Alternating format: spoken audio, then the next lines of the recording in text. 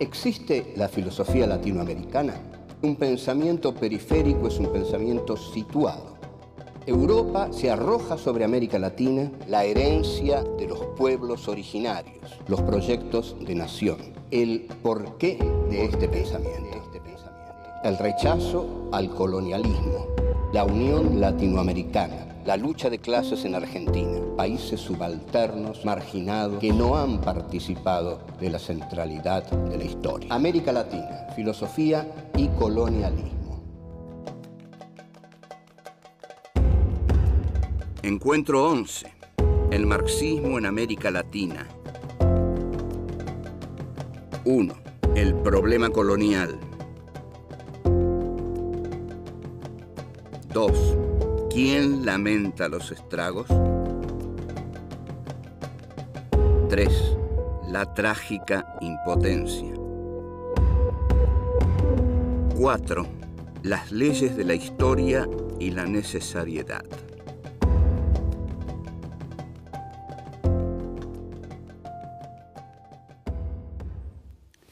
Este es nuestro encuentro número 11 y este encuentro número 11 de Filosofía Aquí y Ahora 4 y en el que vamos a tratar el marxismo en América Latina, para lo cual vamos a hacer un análisis del pensamiento de Marx acerca del problema colonial. Voy a decir que Marx en realidad, en mi concepto, no se ha lucido en cuanto al análisis del problema colonial, pero estaba bastante condicionado por su formación hegeliana para no lucirse en esta cuestión, sino para entenderla más bien digamos, equivocadamente. Hay en Hegel una concepción dialéctica de la historia que afirma que la historia tiene un devenir necesario, universal, inmanente, dialéctico, es decir, que la historia marcha necesariamente en una dirección. A esto se le llama teleología. Telos quiere decir fin y estudio de los fines es lo teleológico. Lo teleológico es el camino necesario que la dialéctica tiene que recorrer para que la historia se cumpla. La historia, cuando toma Marx esta dialéctica, Marx va a insistir mucho en que la historia crea a los propios sepultureros de aquellos movimientos históricos que la han encarnado en determinado momento. Esto en Hegel estaba. Hegel había afirmado que había determinados momentos históricos que devenían lo que Hegel llamaba positivos, es decir, positivos en el sentido de no tener ya un posible desarrollo. La dialéctica, justamente, funciona a través de la negatividad. La dialéctica siempre niega para pasar a un nuevo momento. Entonces, en Marx, cuando Marx toma esta idea de la dialéctica hegeliana, la toma del siguiente modo, basándose en la Revolución Francesa. El feudalismo fue negado por la burguesía. Fue necesario, para que la historia continuara, que la burguesía, en tanto la clase más revolucionaria de la historia humana, para Marx, lo dice en El Capital y lo dice en el Manifiesto Comunista de 1848, la burguesía es la clase más revolucionaria que ha actuado en la historia. Pero la burguesía, al derrotar al feudalismo, crea a su propio sepulturero, que es el proletariado industrial. Entonces este es el movimiento dialéctico necesario, interno de la historia. La historia tiene necesariamente este movimiento, dice Marx. Así como la burguesía enterró al feudalismo, va a ser el proletariado industrial, que es el fruto del desarrollo de la burguesía, el que entierre a la burguesía por el movimiento dialéctico de la historia, que va de negación en negación. O sea, la burguesía niega al feudalismo y el proletariado niega a la burguesía. ¿Y en quién deposita Marx esta exquisita tarea de derrotar a la burguesía y llevar a la humanidad hacia una sociedad igualitaria y sin clases? En el proletariado. Así que el proletariado tiene que universalizarse. Esto es lo que, esta es la trampa de Marx. El proletariado tiene que universalizarse. Ahora, ustedes observen que si el proletariado tiene que universalizarse, primero tiene que universalizarse la burguesía. Es decir, toda expansión de la burguesía va a ser bien vista por Marx. No le va a preocupar, porque en tanto la burguesía se expanda, de ella, de sus entrañas, va a salir su sepulturero, que es el proletariado industrial. Así, Engels, en 1848, habla de la conquista de México por Estados Unidos. Es un texto que a nosotros hoy nos sorprende, pero tenemos que comprender que para Engels la historia debía surgir de la planetarización de la burguesía. Entonces, Engels dice, es extraordinario, es positivo que Estados Unidos conquiste a los perezosos mexicanos, porque Estados Unidos va a llevar a México modernas relaciones de producción capitalista. Y de estas modernas relaciones de producción capitalista van a surgir los proletarios modernos que van a derrotar a la burguesía y van a instaurar la dictadura del proletariado que va a conducir a la sociedad sin clases. Esta es la dialéctica tal como la veía Marx. Pero en esta dialéctica de Marx, la burguesía juega un papel fundamental. Sin burguesía no hay proletariado revolucionario. Entonces, Marx tiene que apoyar todas las conquistas de la burguesía, porque necesita a la burguesía para que surja de ella el proletariado redentor que Marx necesita. En consecuencia, Marx es un impulsor de la burguesía en India, en China, en México, menos en Irlanda, aunque, pero Irlanda, ojo, lo vamos a ver, Irlanda es una colonia blanca y ahí Marx ve bien el problema. Bueno, volvemos y ya vemos esto.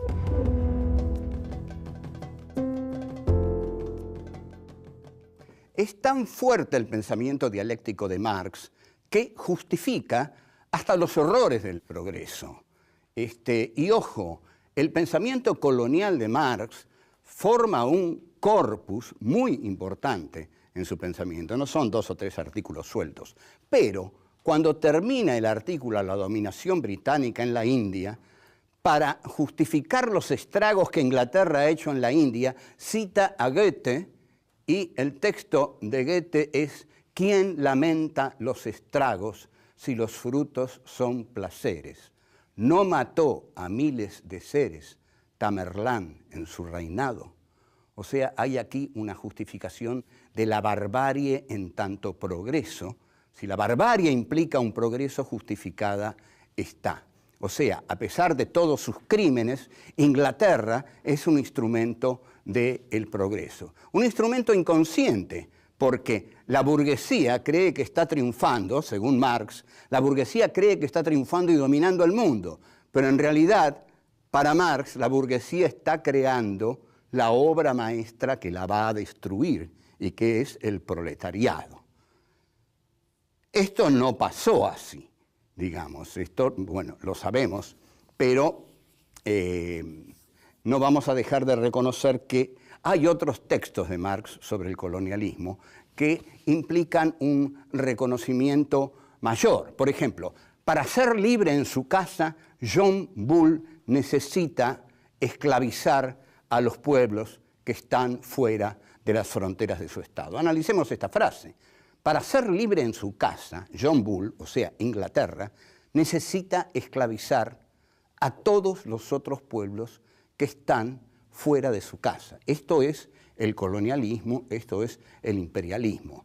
Y esto recuerda una gran frase de Jean-Paul Sartre en el prólogo a Fanon, donde dice, Europa se ha hecho a sí misma fabricando esclavos y monstruos.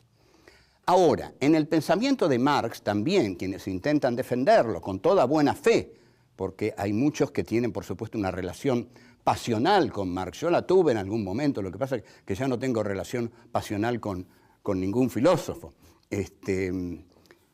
Pero tratan de defender a Marx diciendo, bueno, pero está la cuestión irlandesa, Marx entendió bien la cuestión irlandesa. Sí, Marx entendió bien la cuestión irlandesa, pero tengamos en cuenta que Irlanda era una colonia blanca. Y Marx entonces dice, La liberación de Inglaterra depende de la liberación de Irlanda, porque se da cuenta que Inglaterra, al explotar a Irlanda, compra a su proletariado interno, ¿no? Tal como, pero no ve que en la explotación colonial ocurre lo mismo. Es por la explotación colonial que Inglaterra puede comprar a su proletariado interno. Ahora, en la cuestión irlandesa sí lo ve. Esto, es decir, y esto no lo aplicó al resto del mundo, esto lo aplicó a la cuestión irlandesa. En todos los otros esquemas de Marx, e incluso en el texto terrible que escribe sobre Bolívar, Marx aplica el esquema dialéctico. La burguesía tiene que planetarizarse para que surja el proletariado. Entonces, ahí sí la revolución es posible. Al final de su vida hay una carta de la populista rusa Vera Zasulich, que conmueve un poco a Marx, porque Vera Zasulich le dice, nosotros aquí en la comuna rural rusa ya tenemos el socialismo, ¿qué tenemos que hacer? Esperar 50 años de horror de la burguesía para entonces realizar la revolución. Y Marx se siente algo confundido y bueno, y le dice, no hay que tomar el capital como una teoría necesaria del desarrollo de la historia. No hay una fatalidad histórica, dice Marx. Pero en realidad la carta a Vera Zasulich es una carta, mientras que todos los textos de Marx son un corpus, e incluso en el Capital Marx cita estos textos avalándolos en su obra mayor, en su obra más trascendente. En suma, hay cosas que Marx no vio. La expansión colonial resultó retrógrada, resultó infamante para todos los países en los que penetró. No implicó progreso, implicó un atraso catastrófico. Entonces, por otro lado, lo que esencialmente no vio fue que la teoría de la dictadura del proletariado a través del Estado iba a generar dictaduras sanguinarias como, por ejemplo, las de Stalin. Y bueno, y terminó eso por no ver, y afortunadamente él que no lo vio, desdichados nosotros que lo vimos, que después de la Guerra Fría la que se impone es la burguesía neoliberal, que es absolutamente despiadada. Pero la burguesía neoliberal, y con esto cierro, no ha triunfado, porque un movimiento triunfa cuando soluciona los problemas que le había planteado su opositor. Y el neoliberalismo no ha solucionado ni el problema de la desigualdad, ni el problema del hambre, ni el problema de la explotación. Al contrario, los ha agravado enormemente. O sea, Marx todavía tiene vigencia. Chao.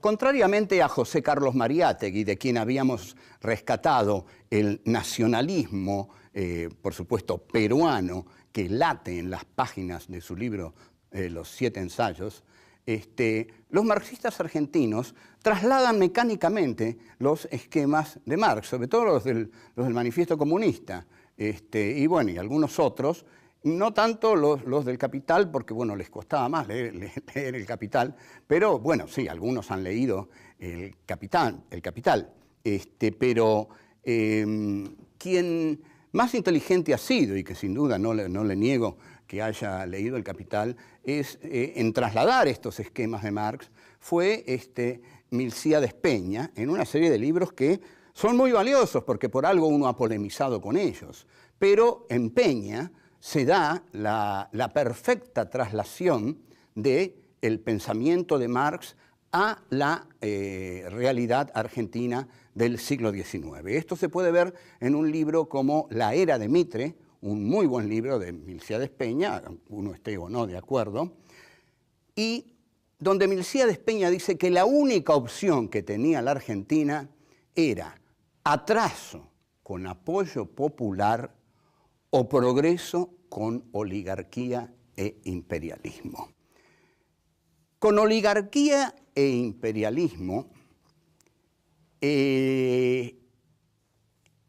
el avance, digamos, el progresismo, era inevitable, pero se hacía a expensas de recibir el capital británico. Hay una célebre frase de Mitre que dice: brindo por el capital británico y el esfuerzo argentino. Ahora, hay un movimiento popular en todo el interior argentino, que es el movimiento federal, que en determinado momento llega a tener un gran poder en las figuras de Felipe Varela, Justo José de Urquiza y el Paraguay, que Milcíades Peña valora enormemente el Paraguay porque dice que es el único intento autónomo de desarrollo que hubo en América Latina. Este movimiento de resistencia del interior mediterráneo, Urquiza y el Paraguay, fracasa por varias causas. Urquiza, ante todo, traiciona en la batalla de Pavón, los caudillos federales son barridos a sangre y fuego luego de esa batalla de Pavón, en una guerra de policía que Mitre declara a las provincias, y la oligarquía argentina se entrega así a la vida fácil de entregarle el trigo y las vacas al capital británico. O sea que esta oligarquía no le entrega al país ningún futuro, porque ya lo hemos dicho otras veces y lo vamos a decir ahora: un país tiene futuro cuando crea un mercado interno y una industria para ese mercado interno. Ahora, preguntemos, ¿qué podía hacer Ángel Vicente Peñalosa? ¿Qué podía hacer Felipe Varela? ¿Qué podía hacer Juan Facundo Quiroga? Bueno, podían hacer muchas cosas. El interior, pocos países de América Latina tuvieron una riqueza en el interior. El interior, está muy bien dicho el interior, porque este país miró siempre para afuera, porque la gente de las provincias no quiere que le digan el interior. Y el interior es mirar para adentro. Entonces, lo que hace la oligarquía de Buenos Aires es arrasar con toda la política que le oponían los caudillos federales. Y este fue un movimiento tremendamente sanguinario, con 2.000 gauchos asesinados, al frente de asesinos como Ambrosio Sandes, Irrazábal, etcétera, etcétera. Y bueno, esto fue así. Milcíades Peña lo que postula es que la derrota de las montoneras federales era inevitable, y lo postula porque está siguiendo los esquemas de Marx. Lo que ocurre es que el error de Milcíades Peña es el de creer que la burguesía de Buenos Aires era la burguesía en la que Marx pensaba. Pero Marx pensaba en otro tipo de burguesía, en una burguesía dinámica, creadora, industrial, que iba a generar proletarios. La burguesía argentina no generó nada, vivió de la abundancia fácil. Entonces, Milcíades Peña va a decir: hay una trágica impotencia de las montoneras. Aunque Felipe Varela se hubiera instalado en el fuerte de Buenos Aires, no hubiera podido hacer otra cosa más que la que hizo Mitre. Su derrota a manos de la oligarquía era inevitable. No hay nada inevitable en la historia, pero digamos que Milcíades, aferrado a la necesariedad dialéctica de Marx, cree, aunque lo odia a Mitre y lo detesta, pero sin embargo cree y lo justifica, y dice que Mitre es la necesariedad histórica porque implica la relación de la burguesía argentina con el Imperio Británico. Entonces, este factor capitalista para Peña va a ser progresivo, mucho más progresivo de lo que pudieran imponer las montoneras del interior. Tampoco piensa en una posible conciliación entre el interior y Buenos Aires que hubiera dado otro país. Pero, sin embargo, Marx, habrá pensado Peña, habría aplaudido el arrasamiento de la barbarie gaucha a manos de la civilización de la élite cultural de Buenos Aires. No olvidemos que importan los estragos y los frutos son placeres. No mató a miles de seres Tamerlán en su reinado. No mató a miles de seres el general Mitre en su reinado, y Domingo Faustino Sarmiento, que en mi defensa dice: ahora verán ustedes al militar, al asesino. Estoy hablando, sin embargo, del gran autor de Facundo. Pero el gran autor de Facundo celebró que hayan puesto la cabeza de Ángel Vicente Peñalosa en una pica.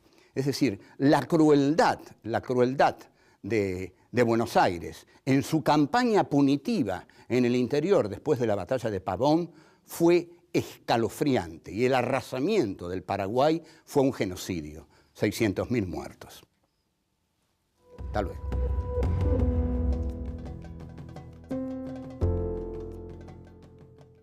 Nosotros estamos hablando de Argentina, pero ojo, todo esto es para América Latina. Todo esto ocurrió en América Latina. Las oligarquías nativas eliminaron a todos los elementos de mestizaje y a todos los pueblos originarios para establecer sus relaciones productivas con el Imperio Británico, y así ocurrió. Así ocurrió la desunión completa de América Latina, porque fue un gran triunfo de la diplomacia británica y las oligarquías nativas. Entonces, aquí, en una novela que escribí, que publiqué en 1990, La astucia de la razón, hago un encuentro ficcional entre Karl Marx y Felipe Varela. ¿Cómo es la cosa? Una hora antes de la batalla de Pozo de Vargas, Marx aparece en el campamento de Varela. Bueno, y Varela le dice: don Marx, qué alegría, qué honor tenerlo por aquí. Pero bueno, no crea, dice Marx, porque vengo a decirle que por favor no presente batalla, porque el triunfo de la civilización que representan los Taboada por estar unidos a Buenos Aires es inevitable. Usted, en la batalla que va a dar, don Varela, va a ser derrotado. Y Varela le dice: ¿y por qué voy a ser derrotado? Porque hay leyes de la historia, le dice Marx. Hay leyes de la historia, y las leyes de la historia dicen que ese ejército que usted tiene enfrente, al representar a Buenos Aires, representa el progreso, porque Buenos Aires representa el progreso en este país. Y si nos matan a nosotros, a los gauchos, dice Varela, ¿quiénes van a venir a reemplazarnos, a pelear contra Mitre, por ejemplo? Ah, no, dice Marx. Cuando a ustedes los derroten, la burguesía de Buenos Aires va a instaurar su poder por todo Buenos Aires, y ahí van a surgir los proletarios revolucionarios que van a liquidar a esa burguesía. Ajá, dice Varela, usted va a ver que a sus proletarios revolucionarios le van a decir lo mismo, le van a decir: no peleen, es inútil, no peleen. Bueno, y se dan un abrazo, es muy emotivo el encuentro, y Marx se va, y Varela le dice: ¿cómo, no se queda a ver la batalla? No, dice Marx, ya sé el resultado. Bueno, esto lo que muestra es que había en Marx una concepción determinista en este aspecto. La dialéctica lo traicionó, porque la dialéctica le hizo ver el necesario triunfo histórico de la burguesía. La dialéctica le hizo ver que la burguesía tenía que triunfar en todas partes para que surgiera el proletariado revolucionario que iba a liberar a los hombres en todo el mundo. Para Marx, entonces, Felipe Varela representaba un orden arcaico, un orden precapitalista, mientras que Mitre, al estar aliado a la Europa capitalista, representaba el rostro más progresivo en la República Argentina. De modo que Marx, igual que Milcíades Peña, aunque con dolor, aunque diciendo qué pena cómo mataron a todos los caudillos, cómo fue arrasado el interior, y Peña se conduele más por la situación del Paraguay, pero en el mismo esquema de Marx, ¿no? Cuando dice, bueno, qué pena todo lo que ha hecho Inglaterra en la India, pero igual, qué pena, pero no hay más remedio, porque la historia tiene que avanzar así. Así avanza la dialéctica. Así avanza la dialéctica. Hay una necesariedad. Cuidado entonces con las necesariedades en la historia. Walter Benjamin, en sus tesis sobre filosofía de la historia, texto excepcional, hermético pero excepcional, dice: nada perjudicó más a la clase obrera alemana que pensar que nadaba a favor de la corriente. No se nada nunca a favor de la corriente. Al contrario, la corriente hay que hacerla. Eso es lo que hay que hacer. La corriente. No hay corriente, no hay corriente. La corriente tiene que ser construida militantemente por los pueblos de América Latina. Y quizás estamos viendo algo de eso. Ojalá estemos viendo algo de eso. Pero no hay corriente en la historia, nada está determinado, nada está escrito. Lo único que es real es que los pueblos son los que escriben su propia historia y también los enemigos de los pueblos escriben su historia y por eso muchas veces masacran a los pueblos. O sea que la lucha por la libertad de los pueblos es la lucha contra los opresores de los pueblos. Esa lucha no está garantizada, no implica un triunfo ya necesario, sino que siempre tiene que hacerse. Y ahí, mejor que los mártires, son los luchadores. Mejor que los muertos son los vivos. Y son necesarios, entonces, los que quieran vivir para cambiar el mundo. Antes que esa idea de yo quiero dar la vida para cambiar el mundo, guarda. Mejor digamos, yo quiero vivir para cambiar el mundo. Es una óptica nueva, pero creo que mucho más positiva porque exalta el valor de la vida y niega la glorificación de la muerte que tanto daño hizo, al menos en este país. Chao.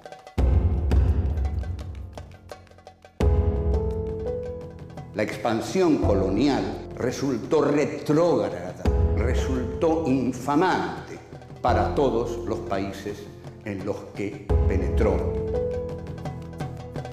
La burguesía argentina no generó nada, vivió de la abundancia fácil.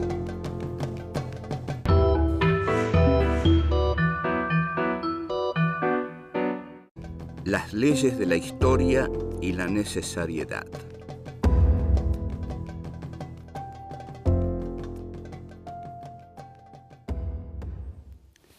Este es nuestro encuentro número 11 y este encuentro número 11 de Filosofía Aquí y Ahora 4 y en el que vamos a tratar el marxismo en América Latina, para lo cual vamos a hacer un análisis del pensamiento de Marx. ¿Existe la filosofía latinoamericana? Un pensamiento periférico es un pensamiento situado.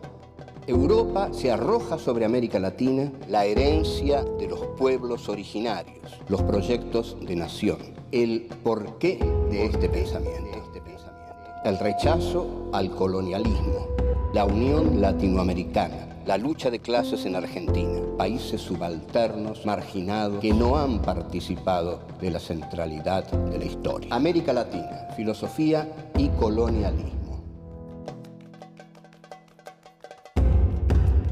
Encuentro 11. El marxismo en América Latina.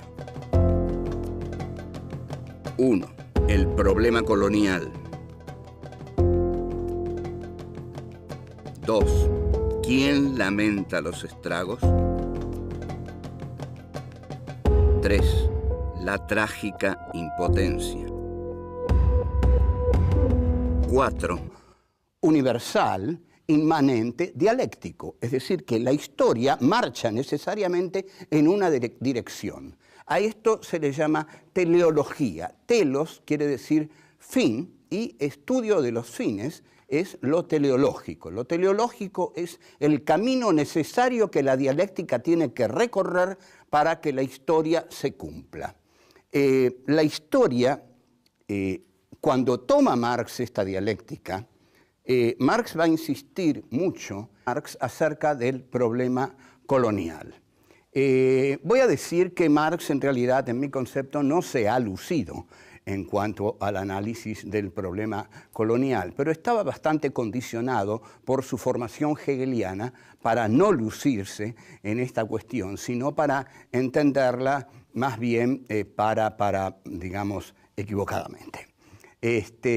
Hay en Hegel una concepción dialéctica de la historia que afirma que la historia tiene un devenir necesario